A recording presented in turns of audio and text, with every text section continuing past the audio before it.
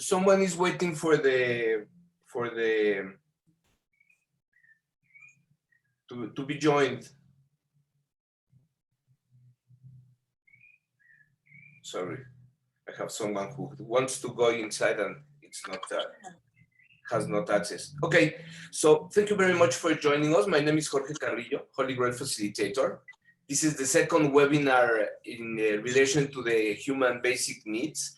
And for this particular webinar, we have also Roxani from Greece, Sofia from Greece as well, and Galina from Russia. And each of us will be sharing insights on how to fulfill our particular fundamental needs. And for this particular webinar, we thought about beginning in a kind of a round table, because for the people who have been sharing these webinars with us previously, and people that has been working, particularly in my case, what I've been learning is that after 2 years of the pandemic, lockdowns, massive changes from many kinds, people are in a stage or a modality, if I may say, in which we are focusing probably in a way that we can recover what was lost, trying to fulfill our fundamental basic incomes, probably lost in a new social dynamic. Maybe we lost friends or family with the need to separate in order to fulfill our needs as well. And the question that I've been finding at this moment is how to face these new challenges, how to adapt to these new realities, how to create new resources that could help us to make things better for us after so dramatic changes. And for that matter, we thought that having a round table would be interesting, considering that we are people from different places in the world. The different scenarios that we face could be probably very different, but at the same time very similar. We are human beings and we face probably different challenges contextually, but at the end we have the same needs to be fulfilled. And for this matter, and I would like, given that we have a small group, maybe we can introduce ourselves in this particular group of friends, and share a little bit on what is it that we are facing at our present time. What is it that is being challenging at the moment? And if you could share as guests, you will have the open microphone so you can share your views. I would like you to invite you to share a little bit on what is it that you're facing from wherever in the world you are joining us. What is it that you are trying to achieve, which might not be the same challenge? And also what kind of resources you feel are necessary at this particular time in your life. If you could share about these ideas, we can share a little bit of how we see this as coaches, and then we can proceed to the presentation, because then we can align everything to what you can share. So who would like to join us? Maybe someone who just joined the meeting room, the webinar. So maybe someone who's already experienced in these matters, maybe someone who has already been in these webinars. I would appreciate your insights, please. So feel free to join. So, Coach Jorge, we could also make it one question because it was. So let's start with the resources that the people they think that they lack right now. What is any strength that they feel that they need right now?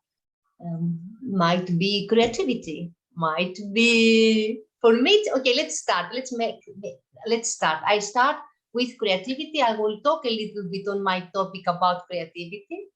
So I find it very useful for business, for personal, for relationship, playfulness. This is something that sometimes I miss, to have this playfulness on your everyday life, to feel this joyful, to access to creativity fields of my brain, of my mind. This is actually what I need, and that is the reason why also I love to be with you on this round table today. So for me, it's creativity, for sure.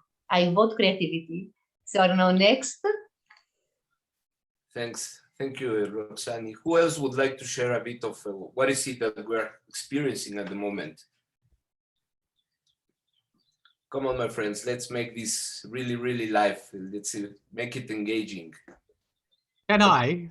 Open microphones. Yes, welcome, John. Not. Yeah. Yes. Thank you. So what resource? I think the biggest resource I've found, and it's sort of come out of Zoom, having to be under lockdown, so not getting out meeting people. Zoom has created the need and also the awareness of the power of the peer group. So just like us here, we're not all sitting in London or Manchester, we're all over the world. And if I sat in Manchester or London, I would struggle to get a group of people around that we could have a similar level of conversation. So for me, and I've got some incredible peer groups. I have one in Australia, New Zealand on Friday mornings. I have one, it's actually a birthday party at the moment in Tenerife. It's 400 people there, all from the same peer group. I'm not there, obviously, I'm still in Manchester. So for me, the resource I have, but the resource I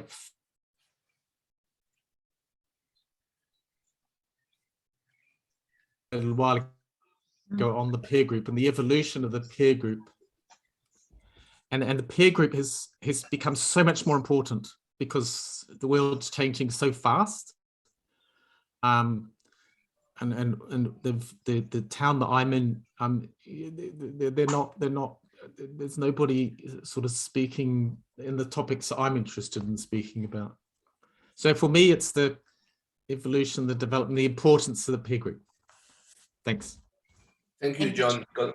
Connection, that's an important aspect of what we might be suffering. I can agree. Galina, you are raising your hands.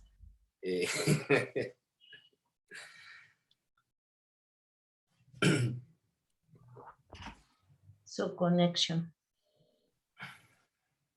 Your microphone is muted, Galina. Maybe.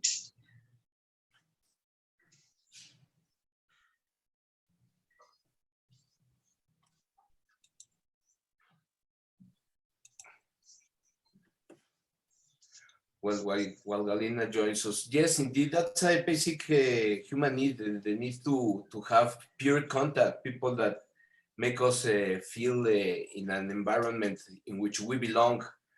It's amazing how the internet, John, I've learned the manifold ways that this can be compensated when we don't have the physical presence of people who are like-minded or that are engaging in the way that we probably need for personal motivation, professional partnerships. Yes. So definitely connections, one of those needs. I think there's two levels of connection. There's the physical being in front of people, but there's also the self-actualization needs, and that power of the peer group is in growth and connection, but especially the growth side of it with the peer group. So yeah, and Zoom's, the internet's helped a lot. I think COVID has changed the environment. You know, the old normal is that doesn't exist anymore. Normal. I agree. I agree, and I would share an experience far before the Facebook groups. There were these forum groups which were very thematic oriented, and for me, it was an interesting experience being from Mexico, being able to connect with professional people from elsewhere. Eventually, that's the way I met my mentor, through a chain of connections through the internet. So it's amazing the power that we can face in these present times with so many resources in terms of connectivity. Yes, that's one of the main subjects we're going to talk about in a moment. It's probably one of the most important ones. I see it as an access for many of the needs that need to be fulfilled are depending on socializing. We are gregarious beings by nature, so we need to constantly develop and foster these kind of peer relationships. Certainly. Who else wants to share a bit of your particular needs? Maybe Veronica, I see Hilda in the screen as well. Welcome very much. we are sharing some ideas on how is it that we fulfill our needs presently. What challenges? Maybe you'd like to share a little bit of your experience from wherever you are in the world. We're from Mexico, from Greece, from Russia. Where else are Great Britain, of course. Oh, well, good morning or good afternoon or good evening, I don't know. All of you, I am here in Mexico, in Tepoztlan, and it's a very nice experience to have all of you from all over the world. And thank you very much, Jorge, to invite me to this meeting. And well, really, my kind of expectation to be with you this morning is that to listen to you, because now at the moment I am starting a new chapter of my life, and because of everything. Because first of all, because well, after the two years of pandemic, world changed. Period. For me, it was not a lot like that, because in a personal way, I have been in my own house on the top of the hill before, just by myself and my pets and my hens. But after 1 year like that, like in a cave, this was my personal cave, this pandemic came. So that makes me to elongated my retreat, my personal retreat. So for me, it was not a surprise. For me, it was a normal thing 1 or 2 years before I started. But now the world is different, and I am different. And I am beginning with a new chapter now, like the universe is telling me to open myself and open this cave and allow people to come and have the benefits of this. This is a very nice place. Tepoztlan is a powerful place, and I get used to work with people with addictions. And it seems that this is starting again, even that I don't have a website, I don't have Facebook, I don't have any kind of social nets. So people are coming here to ask me for help. In fact, next Tuesday, I'm starting with a woman. And this woman is caught not in the illegal drugs as heroin or cocaine or those things. She's caught by the tramadol and benzos because of pain, chronic pain in the back, and kind of depression, you know. And the doctors gave her this. Now she doesn't have any chronic pain, but she's caught in tramadol. So the moment is that life is telling me, open to serve others, and all your experience of 13 years of this, put in service. So for me, I have a little bit of fear, you know, like going out and say, oh yes, asking me, am I good enough to do this again? Could I make this available for the people and say yes? And that is now my thing. Starting, the people is asking me, please, Veronica, help me. And I'm saying, okay, my question is, am I enough after all these 3 years of complete introspection inside of me? And well, that's why I wanted to know about. And of course, Jorge helped me a lot with the polygraph. You really helped me huge. Also, I went to the college to study nutrition. So I went to another college in my youth to study for teaching. And I had 25 years ago school, preschool, and elementary school. Oh, I have a lot, but now I am in a kind of, am I enough to do this again? So this is, thank you very much. Listen to me. Thank you very much, Veronica. Amazing. And it is amazing because one of the things that are going to be mentioned, and probably it's time to begin with the presentation, it's about how time changes and the new cycles that we embark upon. And let me share my screen so we can begin with the presentation. Thank you very much for your insights. They are very, very, very on spot because basically we're going to speak about all this. And to begin with, I'd like to share an important context, which would be let me just present my slides. Coach Jorge, maybe the people, just to give the agenda a little bit, to have an idea, a clue. Yeah. Before you, you can, we can leave the screen as it is, it's beautiful, but just for the people to have a better spectrum, all the overview of today's webinar. We'll be speaking with four main subjects. The particular subject that we'll be presenting is how we organize in our minds our sense of needs. Then Galina will share a bit on how the neurology works when we are trying to fulfill our needs. How is it that it interacts with our mind-body system?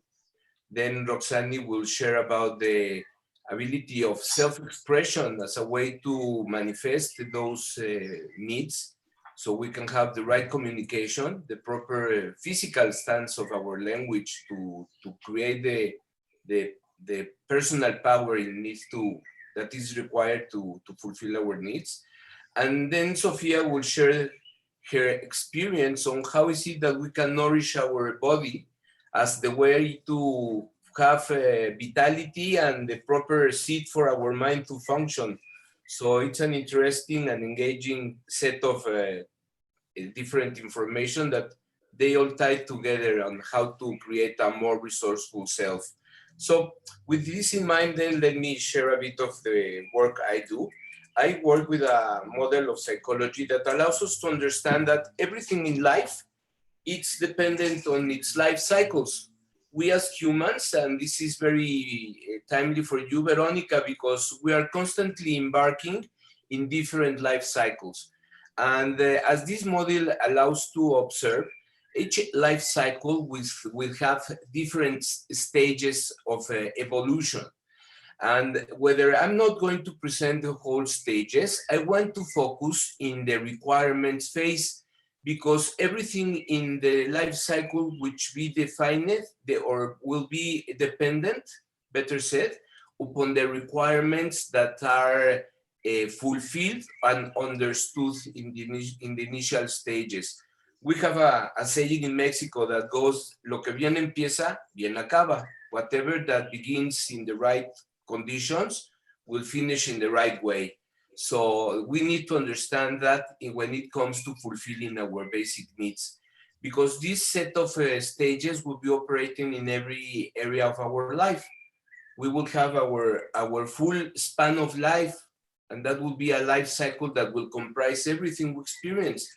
The initial conditions for this particular cycle, it's the womb experience from the moment we are conceived. From the moment we are conceived, our soul sits on the body, and then we are going to be developed depending on our genetical information, which will create the instinctual behaviors that will drive our needs. And then we will be exposed to the environment, an environment which will influence how is it that we develop physiologically and psychologically. An environment can be very nourishing, very safe, very propitious to fulfill our life cycle of our womb development, or it might be insufficient because we don't have the proper nutrition elements. Maybe we are in a very stressful conditions of our mother environment, and that will influence how we see that we're going to develop as a body. But then we will have a definitory moment, because that stage in life will finish, we will be given birth, and then we will be expelled to a very different environment. So we have a definitory moment which will influence us physiologically and psychologically, for example. And then we will embark on any other life cycles that you can imagine. Physiologically, those will be the ones as a toddler when we are developing our motor skills, and eventually we will have certain independence so we can engage in different and more sophisticated activities. Those activities will imply as well a new life cycle. Maybe that life cycle is dependent on our learning experience in school. Or maybe that life cycle is dependent on our early stages as an adult, where our socializing abilities are going to be refined because we will be exploring different contexts, different territories. And with that, we will have new learnings. And then we will have another life cycle, for example, our experience at work, our first job, and then we will develop skills as professionals to develop ourselves in that particular field of our choice. Or maybe we will change our job and we will be facing a different context. From all these life cycles, which are comprised in life, the initial conditions will define its stages. If I have an early development in which emotionally I was not validated, I didn't have the proper love from my parents, I might develop a deficiency in how I see myself emotionally available or not, and also in the ability to find the proper friends and partners. And maybe later in life, because a particular life cycle was not fulfilled, the affectionate one, maybe when I'm older, I will try to compensate with certain behaviors or with certain kind of relationships. So as you can see, the previous life cycles in life will have the influence power into the new life cycles that I might be experiencing. When I am beginning a life cycle that it is full of uncertainties, for example, in your case, Veronica, you might be being influenced from previous life cycles when you started probably a new experience which was very important in life. Maybe it was a professional experience. Maybe it was an affectionate one. We don't know, but there is this component on how is it that you experience new life cycles that will be influencing how you feel in relation to this new stage that you will be facing. And it is amazing life, it's magical because suddenly life opens up for us in order to experience a life cycle which we didn't even imagine. Maybe because of circumstances like the pandemic, I'm facing a new challenge into a new way of life, which is an adventurous one. And I need to understand which are the requirements for this particular stage. The clearer the requirements are understood, the more personal power I will have to influence positively in that life cycle. Meaning that if you can reconnect yourself to successful experiences from your past professional life, Veronica, you will feel yourself more emotionally empowered, self-confidence, clarity, and with that, whatever steps you choose to take, they will be serving you in the way you need. And so as well, if we embark in different life cycles with the understanding that there will be posterior life cycles to those, then we can manage time, we can plan ahead, and with the understanding of our personal needs, our planning skills are going to be very effective and efficient. So we have to understand that life cycles, it is what defines our life in our different stages. But, and I want to understand this, if we understand our life cycles within a very simple model, just like the ones we are seeing here, we will have the opportunity to see that first we have to focus into the lower base of the pyramid, meaning that there are physiological needs and safety needs that needs to be faced and fulfilled. Presently, we are in a stage in life in which the sense of urgency because of the pandemic set us up in our mind into a very stressful condition of fulfilling our physiological and safety needs. And it is okay because it's a survival modality that we need to follow. But once that survival modality begins to change, meaning that the context allows us to move from this stressful condition into something bigger, into something more abundant, we need to understand that we need to fulfill in a different way some other needs that are presently at every moment, which are the need for love and belonging. We were just speaking about how even within the context of the pandemic, we needed to belong in a certain way. So we had the Zoom and these on distance conferences like John was sharing in order to find that connection that needs to be fulfilled as well. And we need to have self-esteem. Self-esteem as a way to understand that we are confident beings, that we have a sense of achievement from where we can build up our sense of ability to fulfill our goals.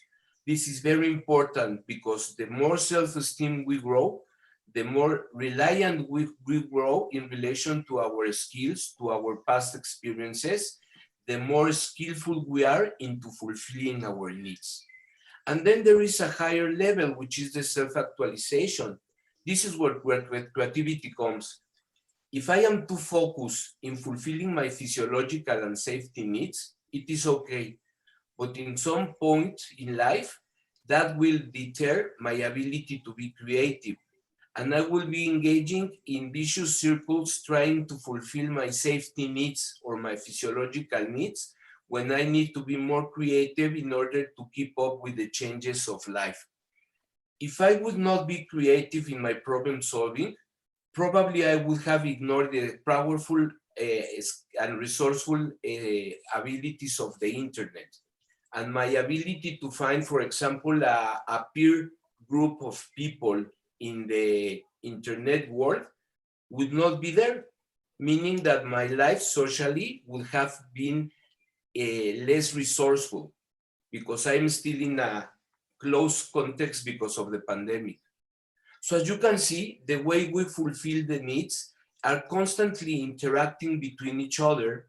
And depending on how we see that our mindset is focused, the mindset is focused in the lower stages, in the upper stages, or as a whole, the ability for my different needs when they are met to enrich the others are going to be compromised.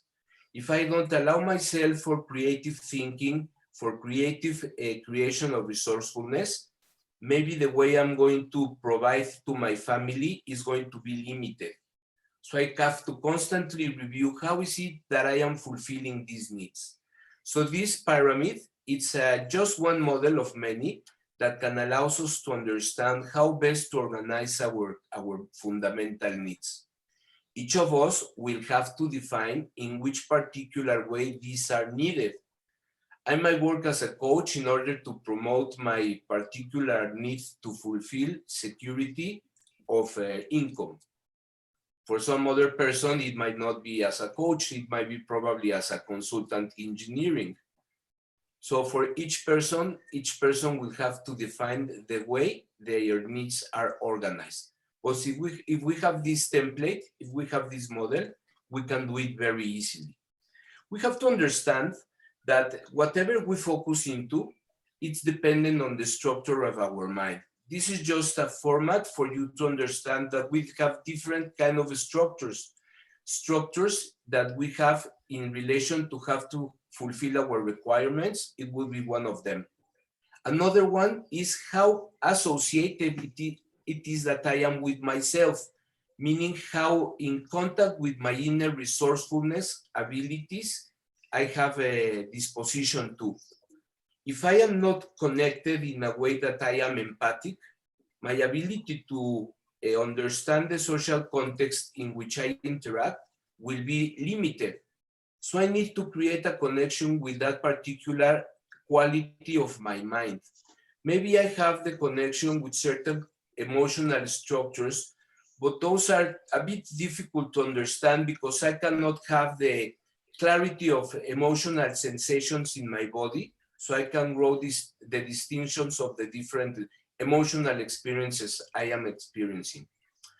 Then there is the ability for adaptation. Sometimes the way we adapt to certain contexts are in relation to survival. Maybe I turn myself a very aggressive person because I was in a tough neighborhood. Or maybe I had to adapt myself as a person who is not connected with its emotions because there was a lot of bullying around my family. So the way I adapt will define how I see my needs. There are also the abilities of learning, the learnings that I might have, which might be good learnings, mislearnings, outdated learnings. So I need constantly to review what kind of learnings I need to operate. Then how is it that I see myself? The nature of the self-image I have will define how is it in many ways that I feel about myself. And this comes to the higher levels of our needs, the ability of being creative, of being empathic, morality, a new way of feeling myself as a moral person.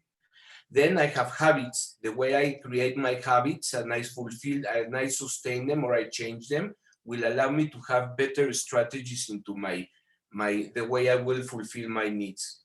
And then how is it that I finish things? The way I finish the circles of life, it's important because if I cannot close the cycles of life in a healthy way, I might be carrying the unnecessary loads, emotional loads, informational loads, that might deter the way I can see the things in the next cycles of life. My ability to have clarity in life will be defined on how I finish the cycles of life. So we have to understand that these particular structures is the way how we configure our minds, and therefore, how is it that we operate? We can operate constantly in this is another loop. This loop will allow us to understand how is it that we fulfill our needs. It can be a very virtuous cycle because we have the ability to observe, to set our mind in the right direction so we can have a fulfilled focus of attention that will then allow me to have the right orientation, meaning that I will use the learnings from past experiences, the contextual information of a culture, of the cultural background, whether I am Mexican, whether I am in the United States, whether I am in a context of spiritual growth, or maybe completely different.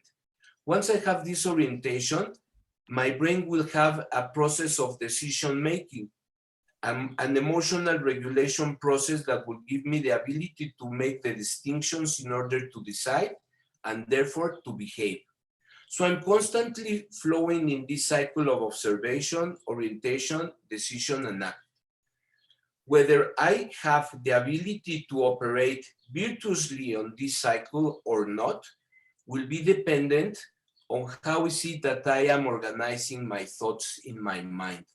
How is it that I am still carrying traumatic memories that will unconsciously will trigger behaviors that might not help me to fulfill my needs. So the cleaner we operate in this particular cycle, the more situational awareness we will have.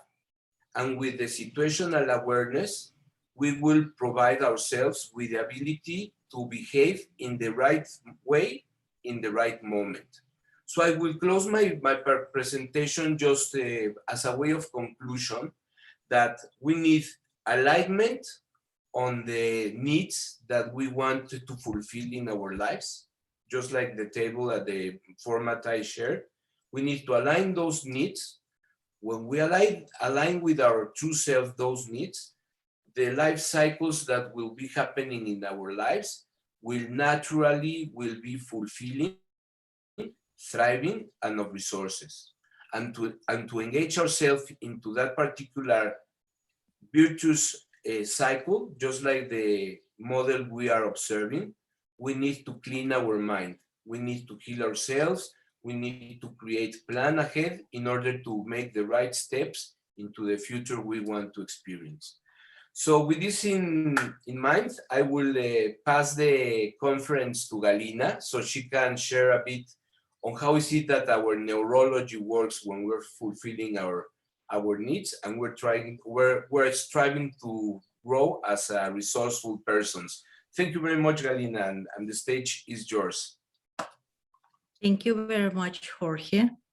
First of all, I'd like to say thank you, all of us, to join us for your belief, for your attention, and thank you, John, for joining us everywhere and every time. John, not only our friend and colleague, it looked like the satellite of our project. Thank you very much. Thank you, Veronica, for your attention, for your opinion. And I don't know, Jorge, right? Two Jorges today. Yeah, okay. And hello, Mitch. I see you a little bit earlier, and thank you for your attention as well. And I'd like to share my presentation. Just a moment, please. Okay. Okay. Today, I'd like to share the neurobiology of needs, as Jorge says, but I understand why I do it, because I understand today is difficult. You know, I'm from Russia, and you know that we are going through difficult times right now, and I'm so sorry this is happening. And as always, I see that science can help people be better. I can do this for everyone, since the desire of the person is important here, but I can do it for you. Thank you so much. And today we want to show how similar Maslow's pyramid and the neuroscience of our needs are. Okay. All of you know well Maslow's theory of needs, and we have seen it in the Jorge's presentation. And what do you think? What good about this theory? Looking at the pyramids, you begin to understand where your needs, are, and today, and what needs may appear. But there are a lot of difficulties. What are the difficulties? Let's ask ourselves 3 questions. How to grow? Why doesn't it work? And what should I do? And also the Maslow's pyramid of needs theory, no reliable measure of the satisfaction of human needs. However, the theory cannot explain why some needs continue to be motivators even after they have been satisfied. Also, Maslow didn't conduct empirical research. Despite the high popularity of the theory, it's a low validity. Oh, may I ask you to off your microphones? Thank you. And if we talk about the needs of the body and human personality, we must look into the human brain. The needs of the brain have been studied by the scientist Pavel Vasilyevich Simonov for a long time, and divided them into 3 categories of needs. The first, vital; the second, social; and the third one, self-development. The specificity of the biological needs really lies in the fact that they are innately given. This means that there are genetically determined groups of nerve cells in the brain, which again work according to certain genetically determined principles and are responsible for generating these or that needs. Center of vital needs are located in the hypothalamus. This is a low part of the diencephalon. Program for the social needs are as follows. these are programs of sexual behavior, parental behavior. These are programs detected from the cup of to the mother, and a number of more subtle programs related mainly to the pack lifestyle, for example, desire for leadership in the certain community.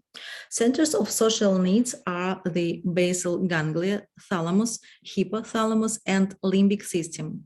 Also, the autonomic nervous system is important. And the centers of self-development are located on different floors of the brain. And why we need to understand it? When we know where and how certain patterns of desire, needs, or behavior are born, we know how to influence it, how to manage it.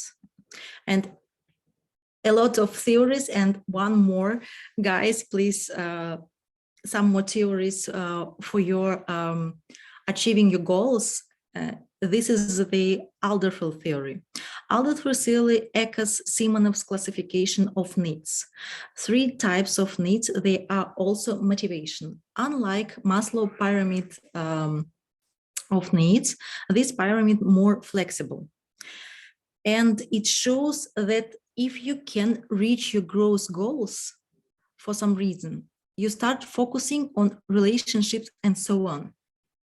And it's important to remember that as soon as the needs of the lower floor are satisfied, progress begins immediately growth. If the goal are not achieved, the person may focus on the lower sector. Now, this is a very similar to Maslow's pyramid, but here we understand what happens to a person's strategy if the goals are not achievable or difficult for any reason. And we can find the answer to question of where the motivation of person disappears and where the phenomenon of procrastination comes from. A simple example for you. You want to grow up, for example, you want to grow up the career leader and take top position in the company. You are 20 years old, young and good health. You don't have your dream job yet, but you work at the cafe to pay bills, buy food, clothes, and other things. And come to the conclusion that you need to get a master's degree. And then you realize that you don't have enough money. And you start thinking about the security sector, namely, where can I get money for my studies? As you continue at work at the cafe, you notice that the same person comes there who sits at the window with laptop and sometimes orders salad and soup and works again. You get to know it's Ash. It turned out to be a young specialist, a graphic designer of computer games, a freelancer who completes orders for various companies. Have you always wondered who creates those games that the whole world plays and how it's born? You even learned a little programming language for games. After some time, you start working together with Ash, and we are colleagues now. First, after a working day in the cafe, and then you leave work in a cafe because it's much more interesting to work on creating games. In addition, you start earning more. And you still dream of saving up for master's degree and are striving for it. After some time, you decide to open your own company. More orders and you meet and get new friends, partners, customers. You already have your own employers who are happy to be your team. At some point, you feel that you don't want to go a master program because you have already achieved everything without master degree. You are the owner of your company. Remember, our hero wanted to become a top manager, respect, favorite work, friends, family, but at some point, you cease to be interested in the field computer games. The company works without you. You are 35 years old. What's next? And you decide you want more. You understand reading the social networks of your clients and that the world is so lonely now. Your customers find communication in virtual environment, but they are at home all alone, or with pizza or their pets. You want to help them to understand how psychology works, what happens in a person's head. You are interested in the topic of psychology and neuroscience. You are thinking again and again about education in the field of psychology, of physiology, of neurobiology, but it's hard, you think. You can just blog, write posts about your point of view, and again, you put off studying. At 38, you meet a person who shows and talks about neuroscience in an easy and interesting way. She is a medical doctor and a coach. She is conduct individual and team sessions for her clients. And people achieve their goals and become happier. This person becomes your mentor. At some point, you firmly decide to graduate from medical psychological school. You are no longer afraid of complexity of your studies. You see your goal. Dear friends, this is a story of one of my clients.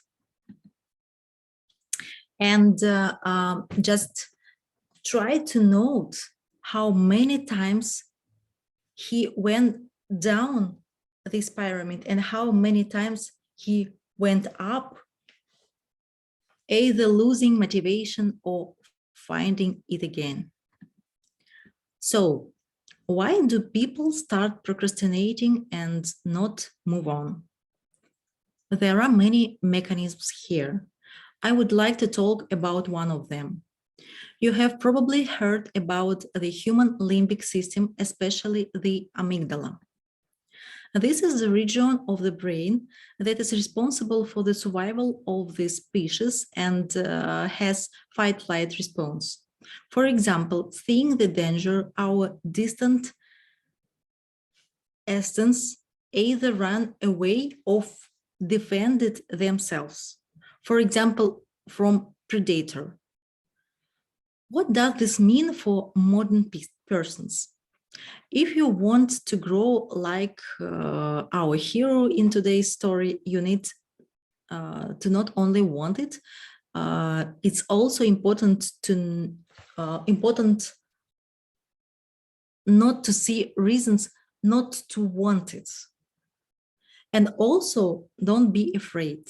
Otherwise, you can convince yourself that the world is not fair, money or education is needed for success.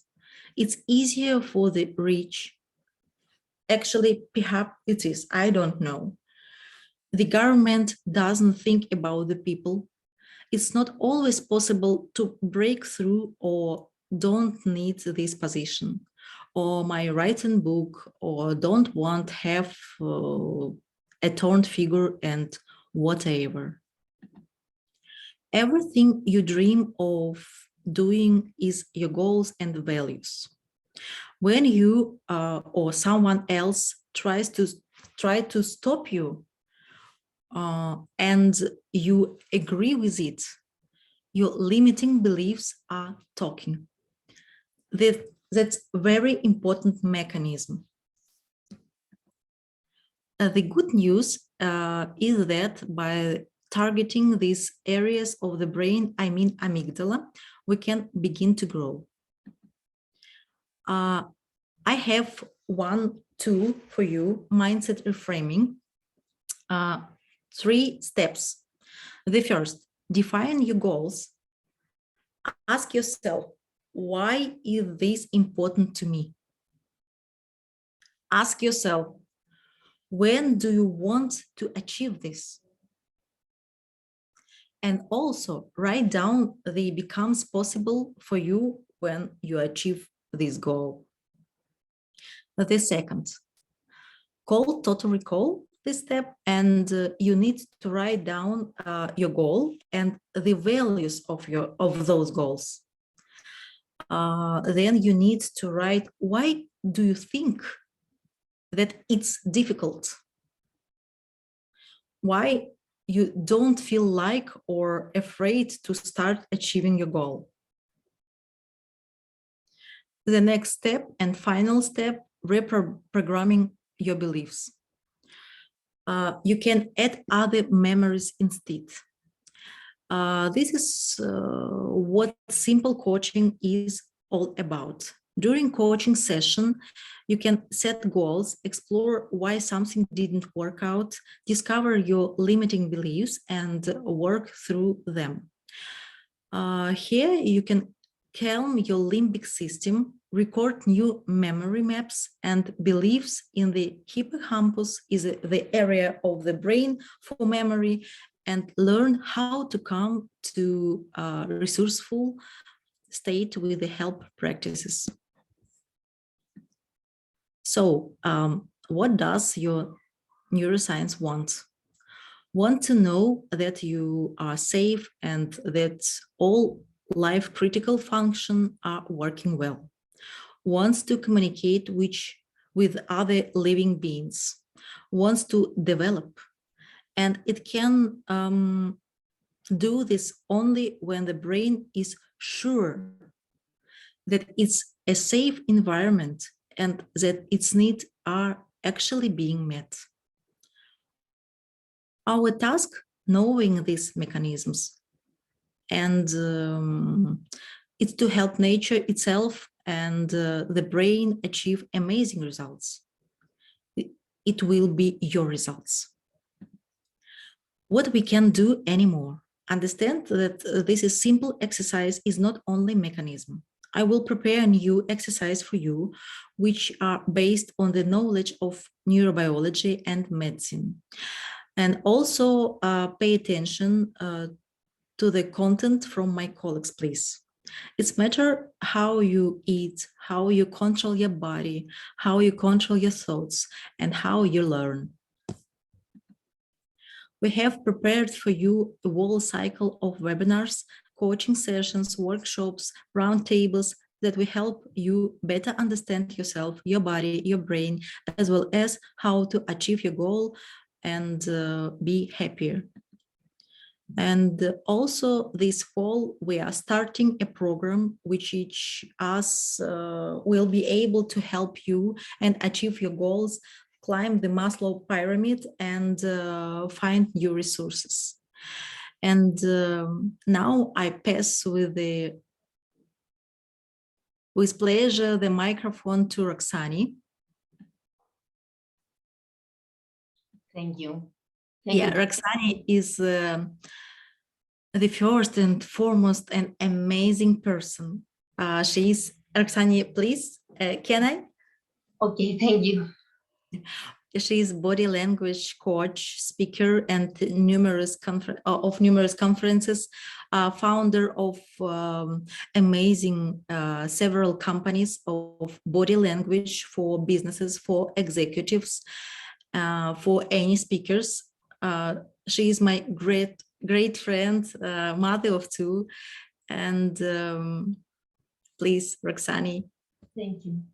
Thank you, Galina. Thank you so much. I love Jorge's, Galina's presentation. What we are trying here to do and to accomplish It is to find the alignment, as Coach Jorge said, the alignment with our inner self, our inner needs. This is the point. And slowly, slowly, we'll navigate through the cycles, the life cycles, the patterns, the fragmentations, and through neurobiology, through nutrition, because if we do not build our physiological needs, if we are not built emotional needs, if we are not built all this, we cannot reach the hierarchy, the highest levels of hierarchy of Maslow needs in order to flow creativity and to flow all this energy and spirituality. So let me share my screen with you. One moment.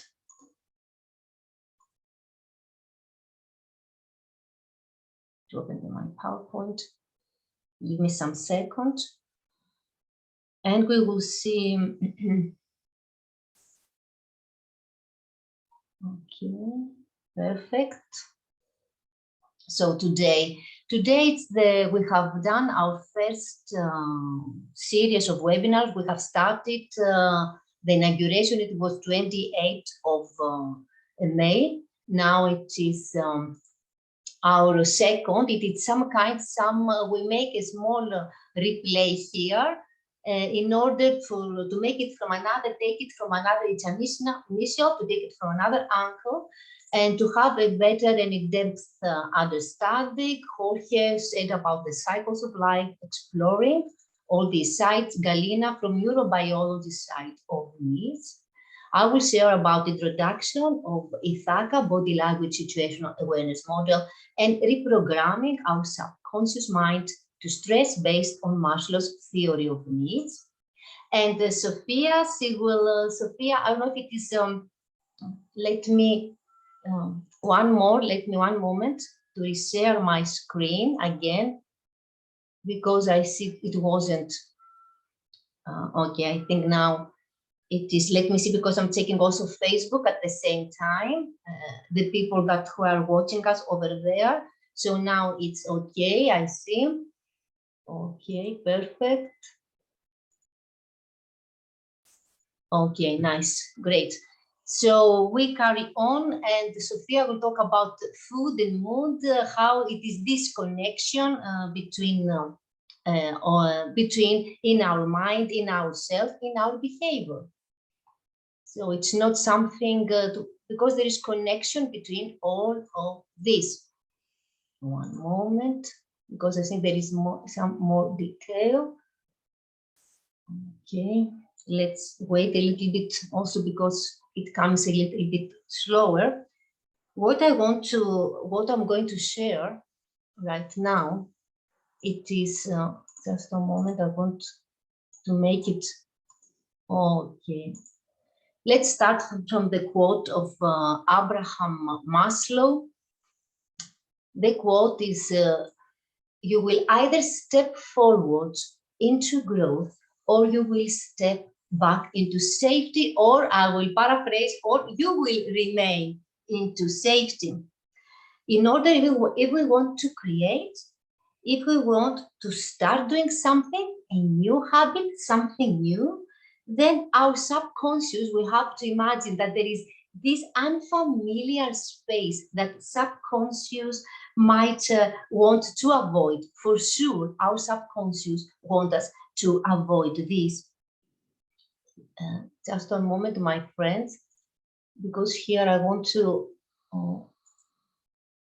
it's not possible to share it the whole PowerPoint. I'm truly sorry about this, but you are going to see also the other side. There is something blocking on the PC, so I leave it as it is if you do not mind. So this is the subconscious. It is want to avoid this unfamiliarity. The subconscious wants to make us to feel safe and to survive. So whenever think something new is coming, whenever we want to have a new habit, a new healthier lifestyle, this mobile subconscious is going over there to make a small sabotage or a bigger sabotage. Why don't we then rethink and reframe the whole situation? And what do I mean by reframing? It's like that I am on the gray zone, and like that to think, to make my mind and share this thought that, oh, I'm moving in something new. That's great. Let's do it. It's something new, and the subconscious is making it is in this unfamiliar space. So it's making these tricky things about emotional thoughts, about different to-do lists that the one that I have promised to do, or about the body to feel this difference of feeling and different physicality. So it makes me stop because I want to go back to what it's familiar. So this is the quote of our Abraham Maslow, and what we can suggest here to do, it is small promise. A small promise is enough. A small promise for today, a small promise to focus, to keep the promise in order all this promise to make us to be credible, of course, to ourselves. So the Dr. Nicole Lepera, psychologist and author, she suggests just take one small promise, try to focus, keeping it, earning credibility to yourself. This is the resolution of new habits for new habits. So take one small promise, try focusing, stay there, keep on this one, and then be credible to yourself, because you owe to yourself. This is the word of Dr. Nicole Lepera, psychologist and author. What else? So let's carry on to the beautiful why. That's why it's the reason that I create Ithaca. Ithaca, it is our choices journey. This is the reality. It is my intentional choices or my autopilot choices. So we have to pick, we have to choose our Ithaca. And the journey to reach Ithaca, my ideal self, it is through choices. So we decide it's going to be intentional or through our autopilot. It is our journey, we decide. So as you set out for Ithaca, for your intention, hope your road is a long one, full of adventure and discovery. Don't be afraid of Lestrygonians, of Cyclops, of angry Poseidon. Do not be afraid as long as there is a rare excitement in your spirit and in your body. You won't encounter them unless you bring them along inside your thoughts, your heart, and your soul. This is Ithaca poem by Kavafis, translated by Edmund Hill. This is Ithaca.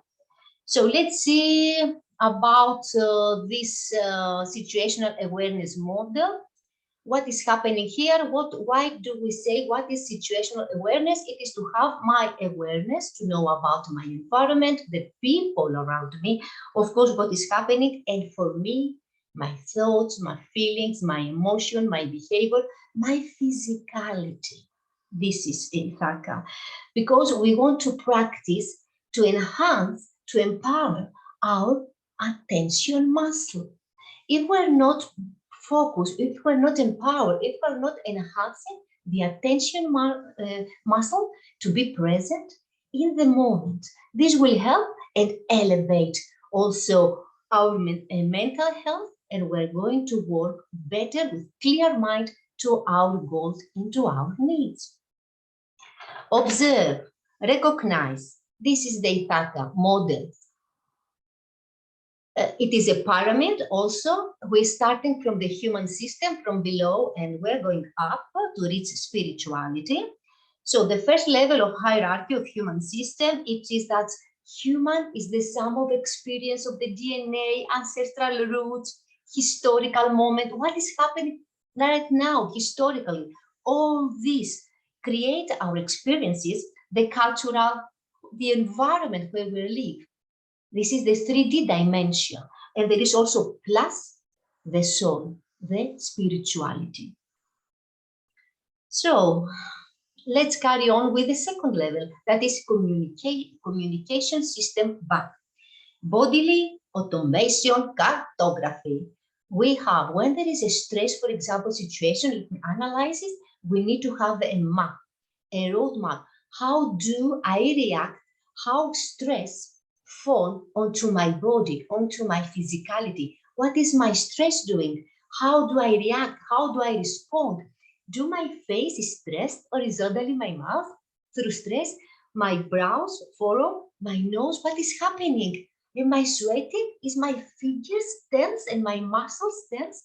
This is, I take it out, a piece of paper, and I make my bodily automation cartography in order to have it clear in my mind. This will help me better to light up my, and to energize, to activate my attention muscle. So through patterns, through fragmentations, through behaviors, through situations, through triggers, through stressors, we try, and we form a physicality. What is this physicality? For example, I will show you a picture. This is a physicality form. She's afraid. She's afraid, this lady. Or what is this physicality? Stress. Horizontal stressed mouth, and this physicality. Or you might choose, it's a different physicality, it's another situation, another stressor, another belief system, an attitude. Gait frame on the hands, a gait position. This person might want to keep his thoughts inside his mouth, and the other person that is looking at him, it will be hard to be open and to be expressive in front of this person, the one that is having a gate in front of him. For many reasons he might got it. We're not going now to analyze this. And so how we say, three-dimensionally, how we say our physicality. And then we're having this, and we're going to the action plan. When I do the stress, I have to find the solution. So I know, for example, when I'm overwhelmed or when I have a lot of work to do, then I do this square shoulders. So I have to have an action plan in order to resolve, to release this energy and stuck muscles. So I might roll my shoulders back and down, or I might touch my face to relax, to feel safe, to give this signal to my brain. There is practical small things, or through meditation, or through breathing. Exhale, exhale all toxicity and all anxiety. There are a lot of practical tools that we can adapt in our everyday life when we know, and when we have writing down, and we know the situations that we are triggered and we are in this stressful situation. Right now, we'll share my screen to share for you a video in order to see it, because there is also one more way that we can do like that.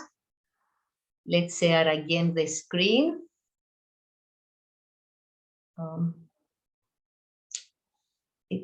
One moment.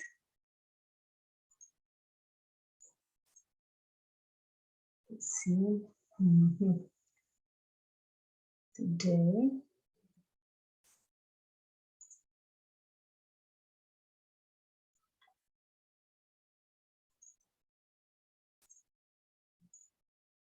It will start. Can you see the video, please? Not yet. Not yet. Are you trying to get us both now or not? Well, listen to. Oh, not, no. It's not you. no, we have to see it because it's let me reshare it again. Yes, now I think now it will be clear. It is it okay, my friends? Okay, thank you so much. Excellent. I'm a little flustered right now. I have to be to work in 8 minutes. Flustered.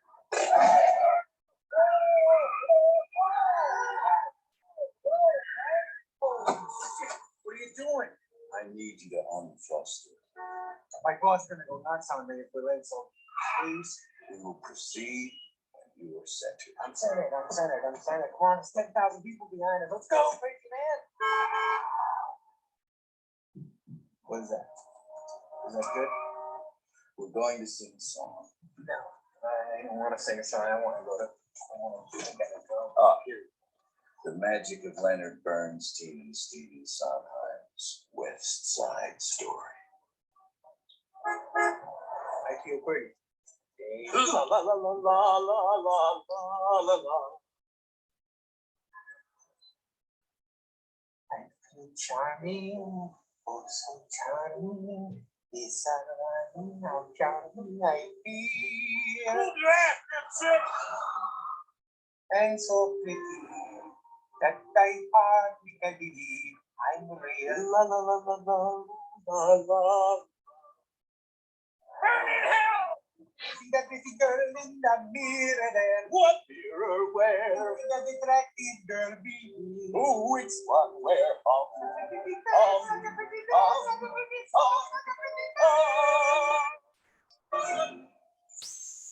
What I'm doing, by the way, is I have no set time to do nail.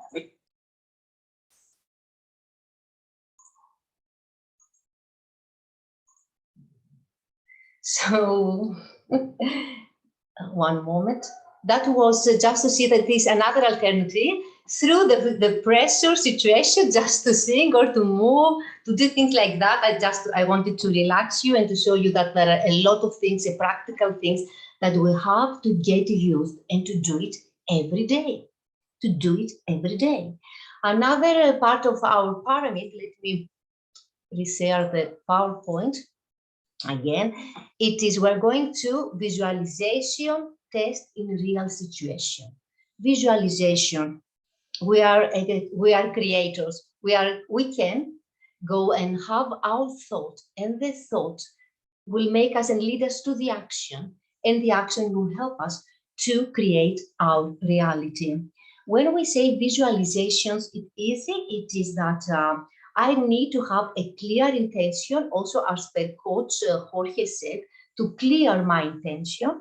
And then after I have the intention, and it is written down, maybe in a journal, on a piece of paper, I put it, it's nice to use present tense, that I am right now, I'm here, I do this, I am blah, blah, what is my intention? I write it down in present tense, and then I rehearse and practice. It is like the public speakers that before they go and before it comes through and before the scene opens, they have made their rehearsal, they have made their visualization. It is the same practice that I suggest right now. So it is, and then they open the curtain and they are ready. They're ready to, like the actors, the actresses and actresses and the presenters, to perform in front of you, because they made the practice, they made the rehearsal, they made the visualization, and now it is in front of you ready, because in reality, it is in the real situation, we need to have the rehearsal, we need the practice in order to be ready to do it the way that we love, and it is our ideal Ithaka in order to reach Ithaka. Then it is sensoring and intuition.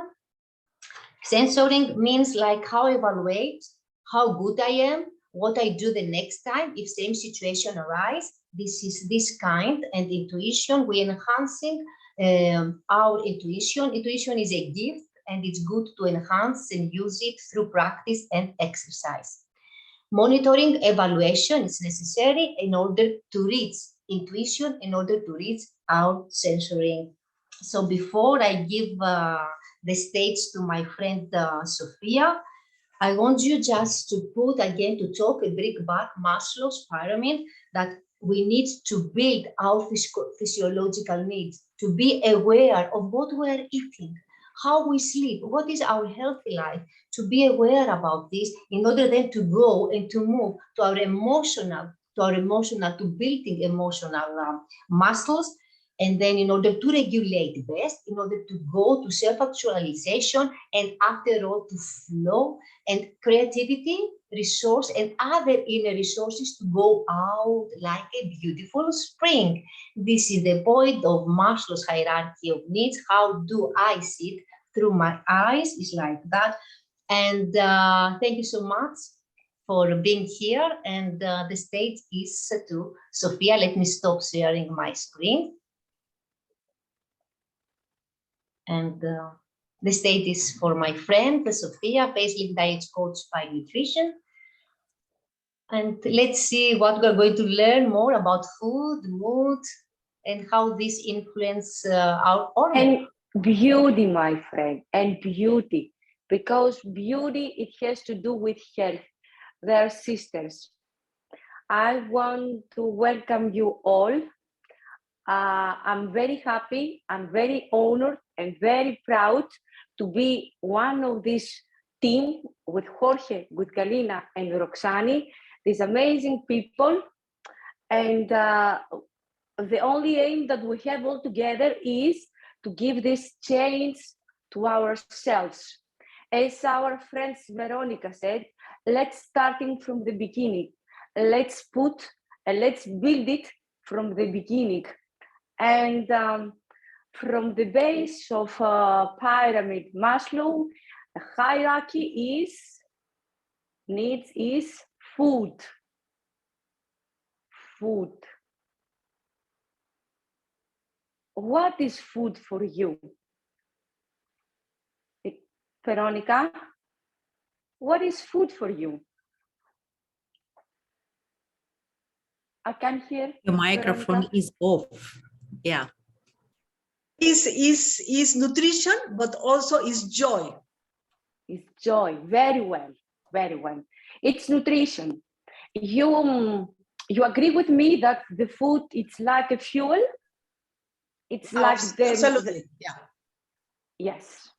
So when we start, when we're trying to eat, what we eat, how do you think that you are planning for your breakfast? When you're wanted, organized, and I said, okay, I wake up, I'm hungry, and I want to eat something. The first thing that you are going to put on your body to work optimally, to function, to have all these benefits, how you can choose your food.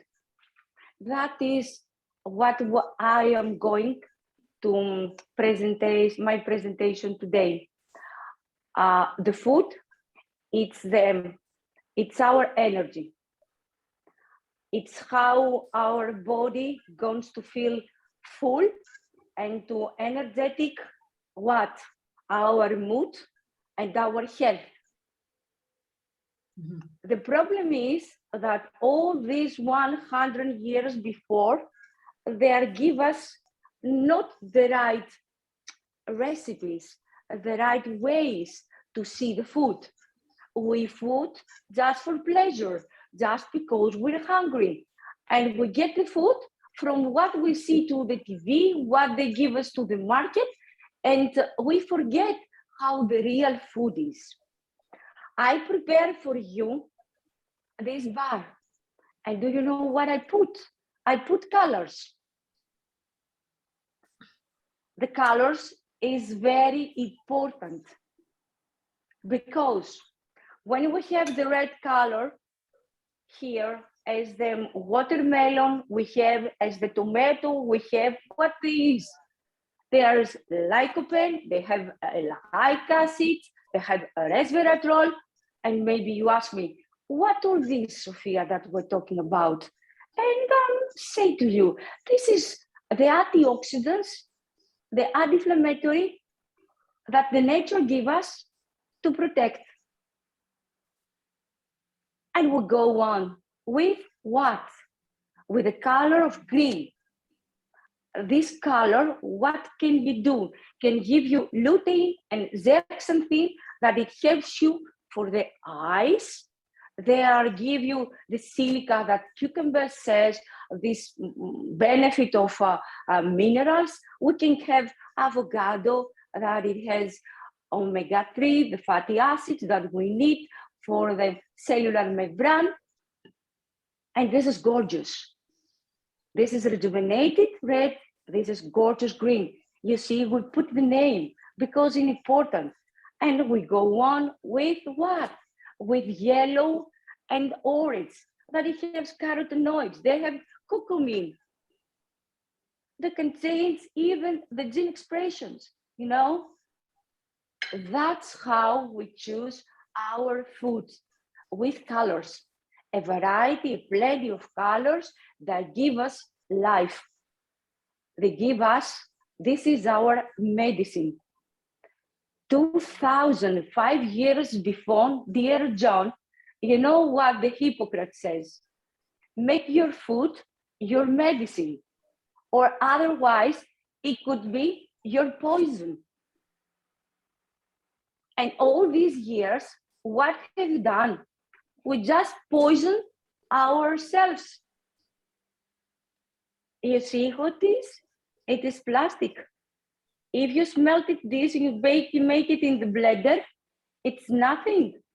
And we feed it ourselves and we feed to our kids. Because the most important of all this is that we get the benefits for our health, to have stronger health, to have better gut, better mood, better skin, and of course the health for the next generation. How? Let's do it building from the beginning, choosing the right food for everyone, not stop to research about what we eat. And let's see, today I'm gonna make a breakfast with the toast and the ham and the cheese. Okay, because I'm hungry, and sometimes we choose it because it's very cheap, and we don't understand that the next step is to get all this insulin to our blood, and after we got problem with our gut, because the gut is the first brain. Whatever we get, just go there and make this play and give the cells that we have and all these macrobiomes. It doesn't, the good food starts the problems. The area we have or gives us the adrenaline, and we have this stress and depressed because of food.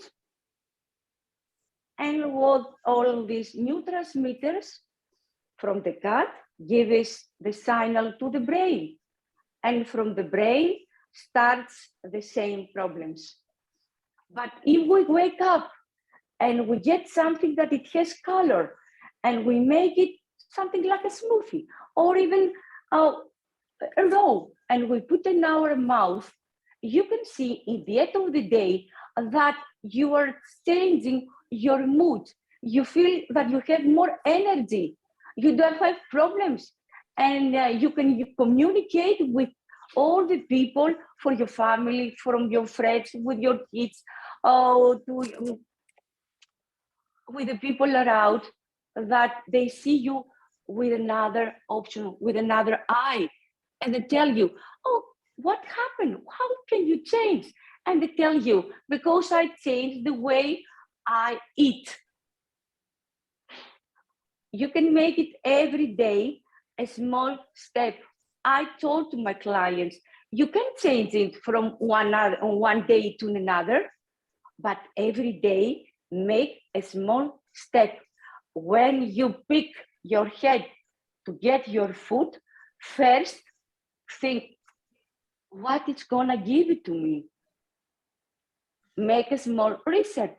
You know, the knowledge, it's everywhere. If it says that it has vitamins, vitamin A, vitamin C, vitamin D, okay, it's good for your cells, so you can eat it. But if it has only sugar and saturated fats, for what reason? There is no reason. If you want to be healthy, you have to change your everyday habits.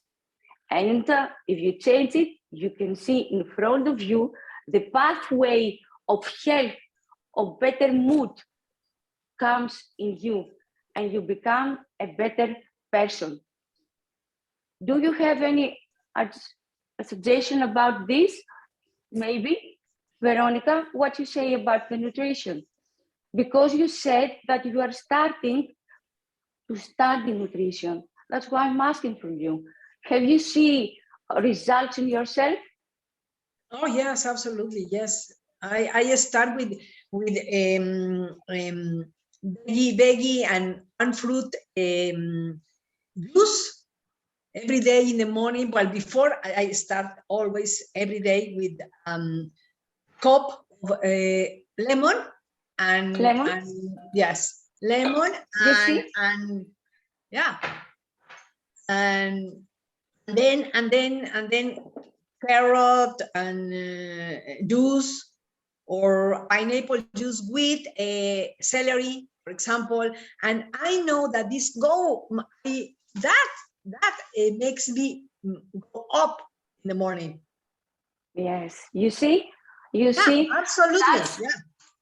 We have to share this with our kids, with our neighbors, with our friends, to starting to changing, and the base is the food. And not because I'm saying everything you see, all these investigations, all this that they said about all the institutes, change the way that you eat if you want to become healthier, to become with better mood, to become beautier. And the first organ you can see the difference is your gut. It's changing your mood, and after you see your skin. Yes, the you skin. See all yes, the skin. You don't have this rosacea, eczema, psoriasis. You don't see all the kids now that have acne because of the bad habits of all these foods for nothing. You understand? You agree with me?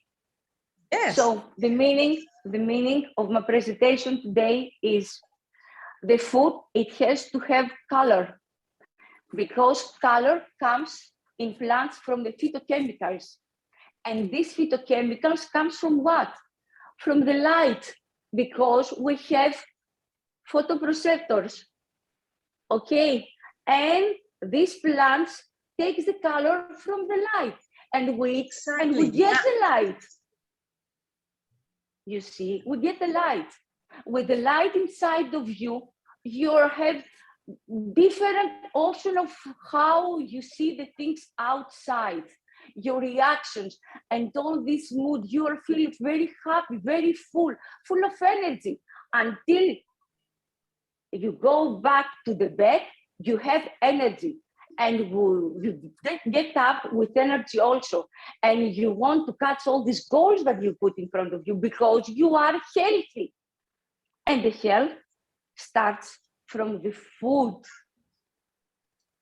Every day eat 2-3 of these colorful fruits, and you see in a month yourself to changing. And if you change, everything around you is changing. And the very important is also to protect our microbiome with the probiotics and prebiotics, pro and prebiotics. And we start the day with water, prebiotics, and after all these colorful plates. And of course, exercise. And we don't forget the exercise to energetic all the muscles and give the energy and empower ourselves if we want to help and the people around us. That's why 5 years now, Veronica, if you know me before 10 years, now I'm 54. I have told this before. I was a different person. I couldn't see myself. You know, I have problems with my body that they tell me, oh, get rid of this. But I know if I get rid of this very important organ, the other organ is going to have a problem, and I'm not have the same physiology. So I'm starting. We've got to study about nutrition, and from step to step, now I'm changing, and I feel so much energy that I didn't have before. And I suggest and advise my clients, my friends, even my kid, but my kid now can understand because he's 20 years old, and all these influences from for every market, for all of this junk food. But I know that if we see us every day to do something good, in the matters of time to change the world. I want to thank you all. I want to become all a very, very, very big new community, and we change the world from the food. Thank you very much. Thank you, Sophia. Thank you so much. Thank you, Jorge. Thank you, Galina. Thank you, Sophia, for the excellent presentations. And also all the people that they are here on our roundtable. So we are starting the Q&A right now. If any questions have arisen, please, now it's the time to start another conversation. That a need that you might need any clarification or something that you feel like you want to discuss or to share with us. Please. Yeah, I'm sorry, Roxani. Yes. Maybe we go to Q&A session. Let me introduce our next meeting. Yes, of course. Yeah, let me invite each of you to the next meeting. Our next meeting will be on Sunday, June 26 at 4 p.m. UK time.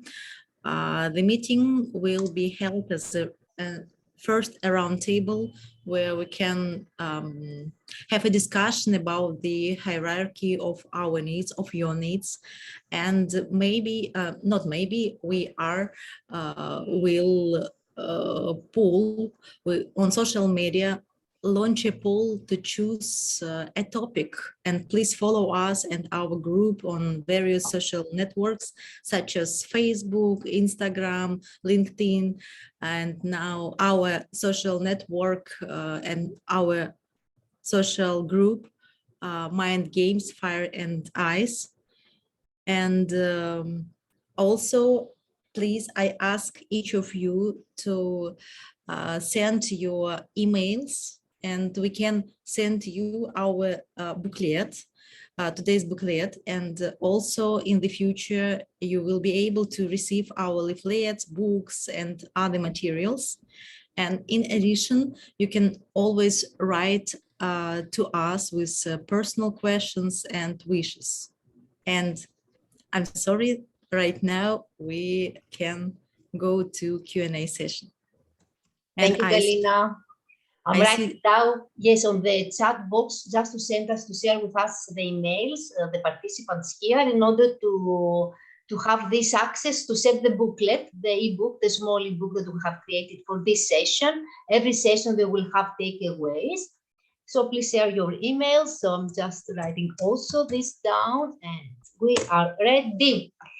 Please. Oh, the first, the one. Mr. John Farrell, please. Thank you, Roxani. That was really interesting. I don't know, I end up with so many notes. Okay, so Jorge, I like that. I recognized one or two of the drawings there, Jorge. So my question is the loop, the OODA, the observe, orientate, decide, action loop. Does that run anyway? Does it run unconsciously? Is it just the way that we work? It's a very succinct way to understand how is it that where our conscious awareness operates. So we can use it both ways to understand how is it that we are consciously working on that cycle and unconsciously. Actually, it's in parallel. There are unconscious processes that our awareness is going to be operating within. And there will be also conscious processes. For example, let's say I have a task in hand in order to fulfill a particular goal in my work. So my focus will be consciously drawn towards the object of interest. Let's say it's the computer and I need to start up a program, and I am aware of that cycle.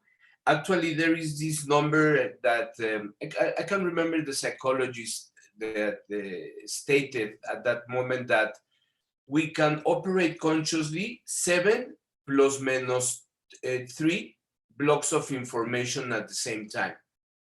This is a standard number that is accepted in the field of neurology.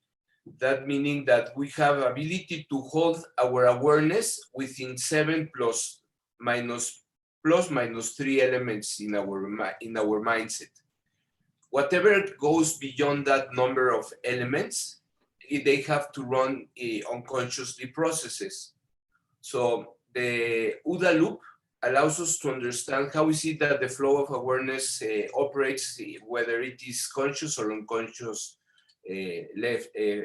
processes.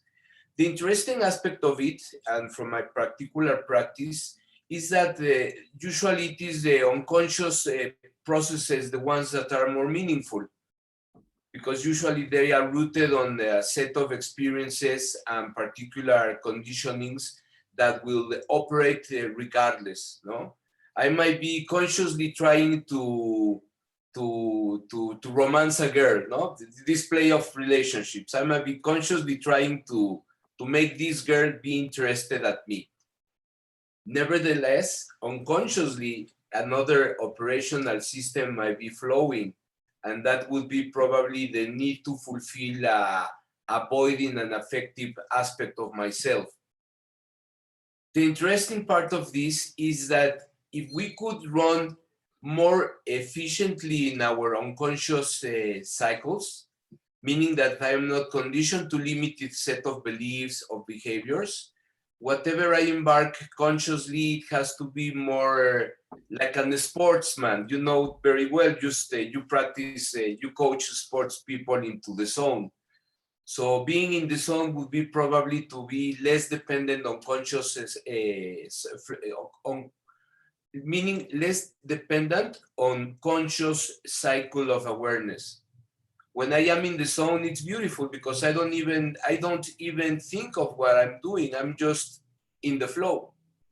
So if we could have the ability to clean ourselves psychologically and to be more self-actualized in skills, in the knowledge of certain contextual aspects, no, broadening our map of reality, the way we flow more naturally in our everyday life, it's easier.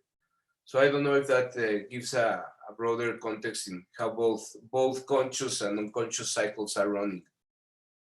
It does. I was leading into another question, but I just wanted to touch on that. So I agree.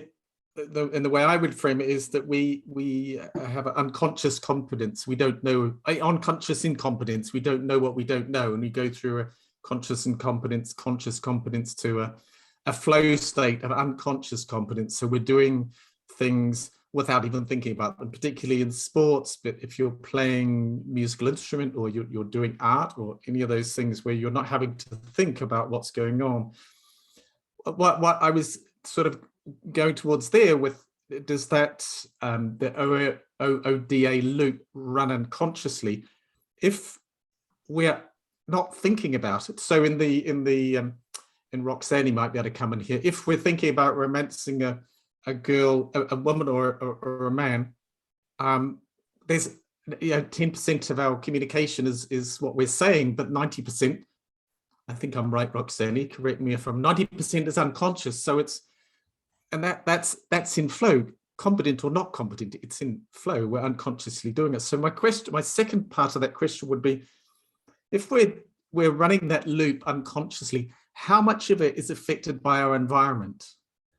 Because we could just be, we're running that loop, but we have no control over what's happening. and something happens extrinsically on the outside, and we react to that. We run that loop, and we end up reacting, not being proactive, not having a comfortable life because we're not doing it ourselves. So how much do you think would be affected by the environment?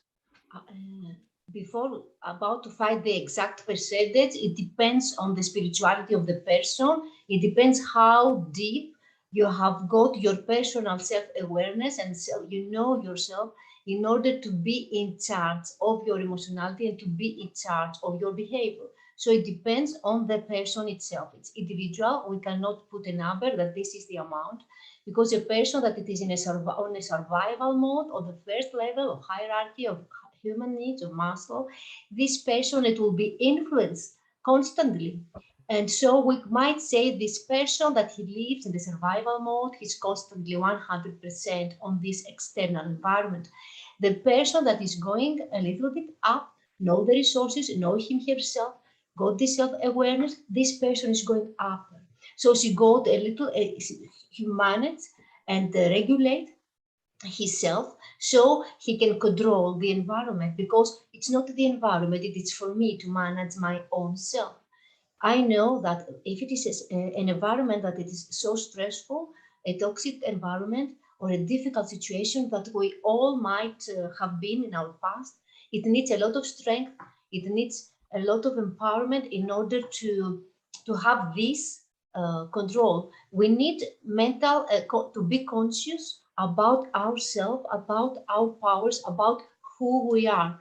If I know myself, if I accept situation, for example, my parents, I love them, but they have all this, they will live in this situation, my parents, so they are limited choice, so they try and they limited, also create limited beliefs to me. So consequently it came, and now me, if I accept everything, and up to that, up to this environment, let's say limited beliefs of parents, I accept parents, I accept the limitation, but I add the possibility, the potential for me to create a better self, to be ideal. So I accept the anger, I accept the limitation, but I accept that I am creator and I can be more. So I add to this my positive thought, to the visualization, I add my Ithaka, that I can go to this Ithaka of mine. Everyone got his own Ithaka. And also the Ithaka can take another change, because we are dynamic, we are not static. I'm a person, I'm energy, I still keep on moving, move on and keep on going. So for me, this keep on going growth with growth mindset. So if I conclude it all, it's separate for each person itself. I don't know if I covered you. This is my approach. It probably answers my question, Roxanne. Thank you. Take care. So another question, maybe Veronica, maybe also maybe between us two coaches, maybe we want to add. I have another question for Galina, but I'll wait. Galina, somebody yes, else might please. want to talk to. Oh, well, maybe somebody wants to ask Jorge something about his talk. I don't know, maybe John, so go ahead, and if Veronica wants to add something, we will carry on later. Maybe she's thinking right now. So you carry on with Galina. Let me just bring it up here. I was quite interested in that theory, Elderflo's theory, where you go from relatedness, social needs, extrinsic needs, to growth, so you're going from extrinsic need, the environment, to self-actualization as internal, so intrinsic needs. That's quite a big step to go from what's happening outside of me to what am I doing on the inside? How can I change? It ties in very nicely with what we've just been talking about. But you also talked about the limbic system, which is our basic ancient sort of the fight, flight, freeze mode. It must take a lot of work to not suppress that, but because it's easy to slip into that. In that fight, flight, freeze is very much external. How much work do you think takes a person to get to that, not to be able to control that basic instinct of fight, if, to actually recognize the situation and take control of it? Yeah, thank you, John, for your question. Actually, I'm not sure that I agree. I agree with you, and I'm not sure, and I'm afraid that I won't be able to answer you right now because my English doesn't not allow me to go so deep to the neuroscience of answers. But you know, there are many different mechanisms in the brain, not only limbic system, and we will study them one by one. And you know, one of main ones is the work of limbic system, which constantly measures what is happening around me. Are there any dangers? Are there any possibles? And I agree with you about this is very difficult to manage our limbic system. And therefore, my tool is very simple. It's just a small step to calm this limbic system, especially the amygdala, so that we can think, set goals, and be as aware as possible. Of course, as aware as possible. And this tool, as I said, is not only one. And next step will be about the hippocampus, about new memories, about new reframing, the continue of this today's tool. I'm not sure that I understandable for you now. Give me please your feedback. That's okay. I understand. It did help me. I was thinking this story that Jorge was talking about there. If I'm going to the wine bar and I see a girl, don't tell my wife, I see a girl that I'd like to talk to.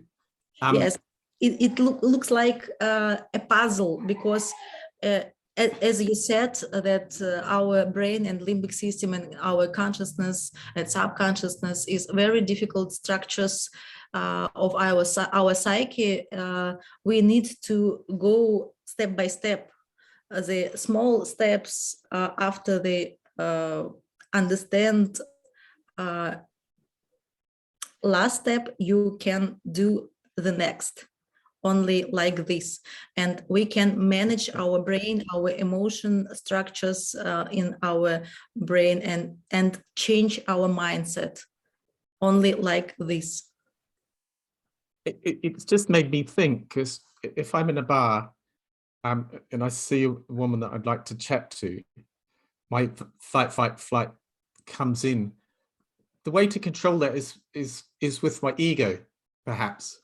And maybe this is a subject, maybe this is a subject we could talk about another time, how much the ego takes over. If I have a big ego, then I could walk up to her and sweep her off her feet.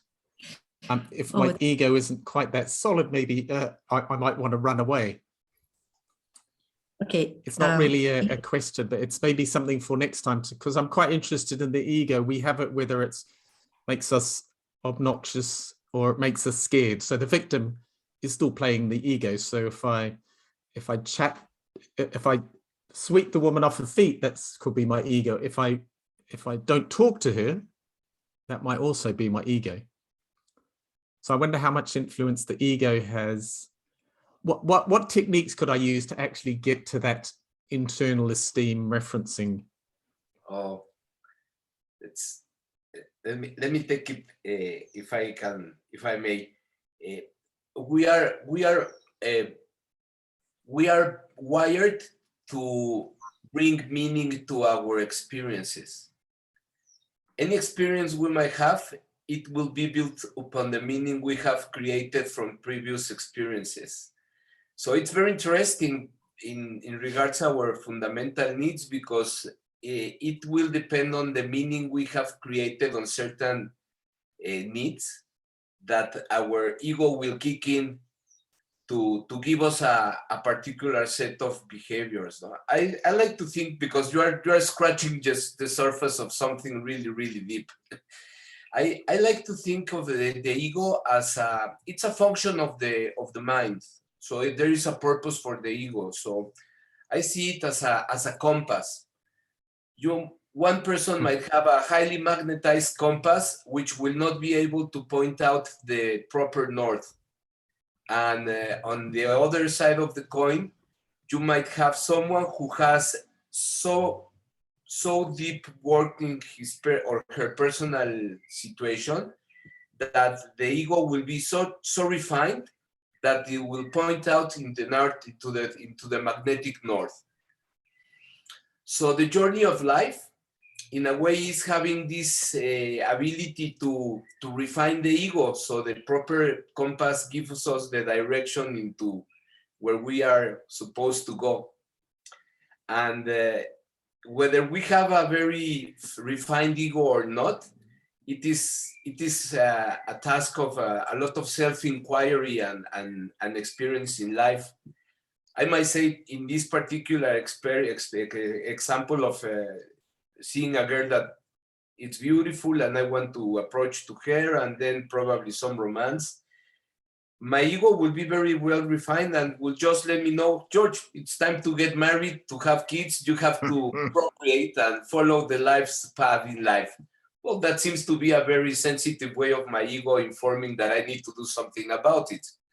If my ego is very inflated and it's not properly organized, maybe I will have the same motivation into meeting someone, marrying her and have kids.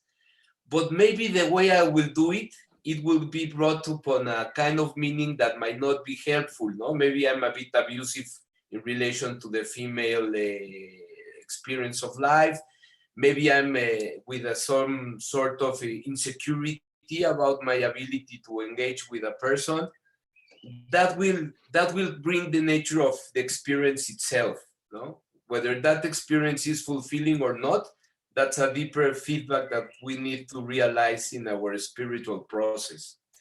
So the beauty of life, it's just carrying our internal mandates, which aren't meaningful driven, are instinctual, because we are given in our nature, Galina pointed it very well, our needs are of natural origin.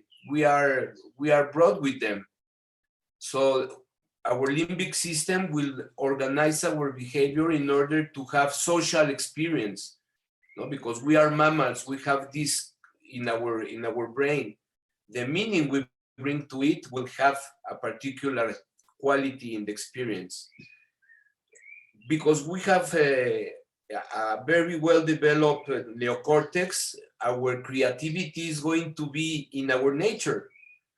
What kind of meaning I'm going to bring to that particular experience of my neurological behavior, it will depend on the meaning I have about myself.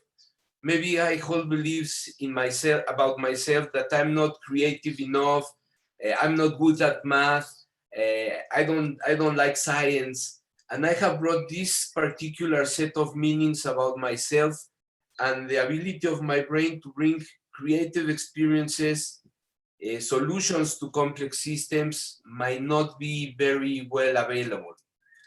So it's important to understand what kind of meaning I'm bringing to my life. It's a part of a spiritual quest, the self-inquiry. What is the nature of the fiber of my reality? No, and I would say that the way we tackle this challenge can bring forth very, very amazing fruits, because that's when we realize that we are spiritual beings, and the way we fulfill our needs is going to be completely different. No, they will bring us growth. We will thrive spiritually, and I think that's the best gift that we can attain from this particular approach to our needs. That's my 2 cents on meaning and ego and behaviors. Thank you, Jorge. Thank you. Thank you, John. Thank you for the amazing questions. So maybe Veronica wants to add, or John maybe got another question, or we got. Could I ask a simple one? Sophia, my wife's got me drinking for breakfast water and natural cider vinegar. Because you had water and lemon juice. What is cider vinegar balancing the system? Oh, you're on mute. Sophia, your microphone is off. Sophia, your microphone. No. Yeah. I can hear you. We couldn't. Now you can hear me? Yeah. Perfect. Yes, cider vinegar. A lot of people, they drink this when they want to start and energize the metabolism. It works very well. If you want to lose some weight, it works synergetic with the food that and the food and the diet you're gonna follow. It's not for everyone because it's an acid. And as an acid, maybe someone it has problem with the stomach. It doesn't help a lot, but it used to drink cider vinegar just to give energy and the power to metabolism. It is good. It helps, but not to everyone. I only drink a little bit, like a teaspoon. Oh, okay. Lemon juice is also an acid, so they're both acids, and they're both natural because it's natural cider vinegar. It's not commercial. It has a bug in it, so it's growing. The cider vinegar. It is extracted. It is something. The vinegar is exactly from the apple or exactly from the other fruits. I think what is raw, it's more proper for our health.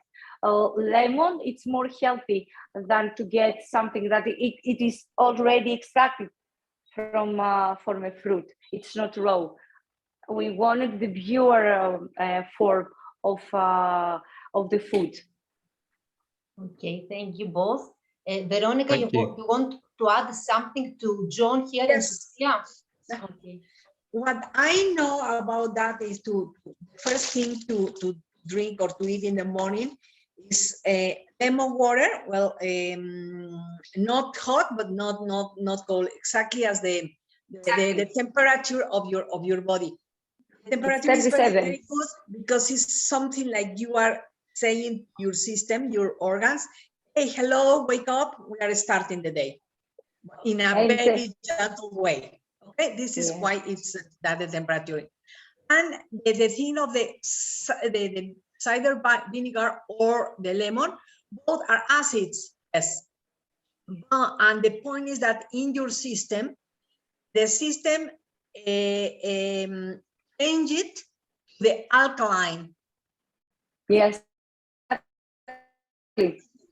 So when and the lemon is alkaline. Yeah, but the lemon and the vinegar both are acid. And when you drink that like that early in the morning, the first thing to receive your body, the system, your biochemistry change in alkaline.